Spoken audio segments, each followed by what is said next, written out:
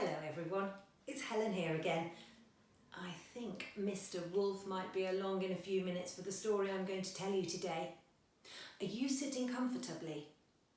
Just take a wriggle backwards everyone, because Mr. Wolf is a bit naughty in this story and I don't want him nibbling your toes. Don't be silly. I don't like toes. I do like biscuits though, especially ginger ones. I might go and see if I can find one. Keep your eye on your biscuits everyone. Mr. Wolf is on the hunt. My story today starts in a little house on the edge of a village. It was a house that was usually full of the sound of children's laughter and silly jokes and lots of ice cream eating. But for about the last 4 weeks, it had been very, very quiet. Much too quiet for Grandma and Grandad. They liked their house full of the sound of their grandchildren. But they weren't allowed to play games with them at the moment because everyone needed to look after each other and keep safe by staying in their own houses. But that meant that Grandma and Grandad were feeling just a tad lonely. They'd tried Zoom and Skype and FaceTime, but it just wasn't the same as having a real live little person in the house with them. Plus, they spent most of the call trying to work out how to turn the camera on. Well, that morning, Grandma had a super duper idea. She got up bright and early and started baking. She was very lucky to be able to do this, as she had a secret store of flour which no one else knew about. And so she measured and mixed and stirred and had a quick, sneaky little taste of the mixture until she knew it was absolutely perfect. Out came her special biscuit cutters and her very best gingerbread boy shape.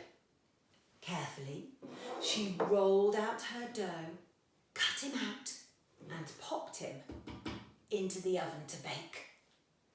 Her very own special gingerbread boy was in the oven cooking. He was going to be the perfect company for her and Grandad when they were feeling a bit blue.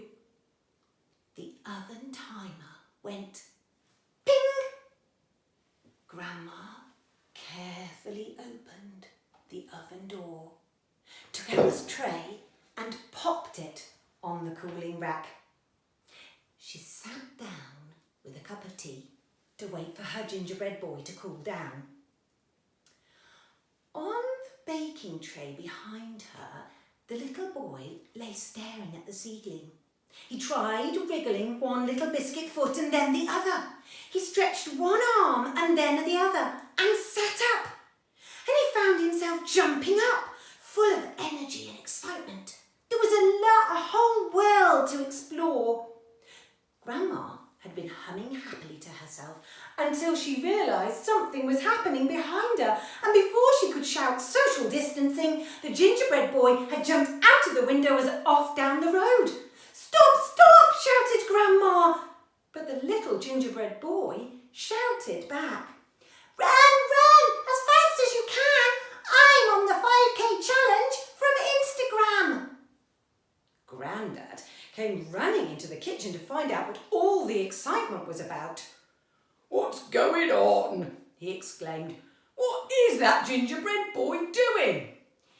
He says he's on the 5K Instagram challenge. What does he mean? I'm not sure, my dear. I think Instagram is maybe a bit like Zoom. I don't know either, but he was certainly zooming. He can really run fast, that little gingerbread boy. Well, the little gingerbread boy found himself out in the sunshine, looking up at the blue sky and the clouds above him and the open road in front. His little legs were sprinting along on his 5K challenge and he was loving every moment. After a while, he slowed down to see a van on the road ahead. It was a delivery driver. He poked his head out of the window and shouted for the gingerbread boy to stop. "No, no!" the little gingerbread boy yelled back. "Run as fast as you can. I'm on the 5K challenge from Instagram." Well, the driver had important deliveries to do, so he looked sadly and hungrily after the gingerbread boy, but carried on his way. The gingerbread boy kept running. The road continued on for miles in front of him, and up ahead he could see a police car. As he got closer, he could see the policeman licking his lips. He made his little legs go a little bit faster as he passed the car and shouted to the policeman that he knew he wasn't able to stop. Run as fast as you can. I'm on the 5K challenge from Instagram." He was safely past the car, but now the road began to climb up the hill. Up and up went the gingerbread boy. He decided he must have done at least 4K out of the 5K challenge, and he found his little legs getting more and more tired. As he got to the top of the hill, he was glad of the shade of the bushes and trees. Gradually he slowed down to a gentle jog. He noticed a patch of grey at the side of the road, and as the little gingerbread boy got closer, he could see it was Mr. Wolf curled up snoozing in a comfy nest of leaves. It looked very inviting. Mr. Wolf lifted his head as he heard the gingerbread boy's footsteps coming closer. He looked at him, and really the little gingerbread boy should have noticed the rascally gleam in Mr. Wolf's eyes, but all that he heard was the soft voice of Mr. Wolf ask him kindly, "Are you all right, little gingerbread boy? You look terribly puffed out." "I am puffed out, Mr. Wolf," the little gingerbread boy replied. "I've run as fast as I can. I'm on the 5K challenge from Instagram." "I'm sorry," purred Mr. Wolf. "It's hard for me to hear you. My ears aren't so good as I'm an old wolf, and your voice is very quiet. Come a little closer and tell me again what you're doing." The little gingerbread boy came a little closer to the wolf and jogged gently on the spot as he explained again, "I've run as fast as I can. I'm on the 5K challenge from Instagram." The wolf stretched and said with a little laugh, "I don't think I could run anywhere. My poor old legs aren't very fast these days. Do you want a little rest before I finish you off? I mean, before you finish your 5K run-off?" Well, the wolf was so gentle and friendly, and the dappled shade looked so inviting that the gingerbread boy took another few steps forwards.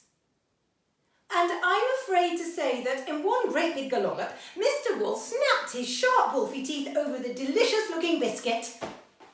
And that was the end of the 5K challenge run for that gingerbread boy.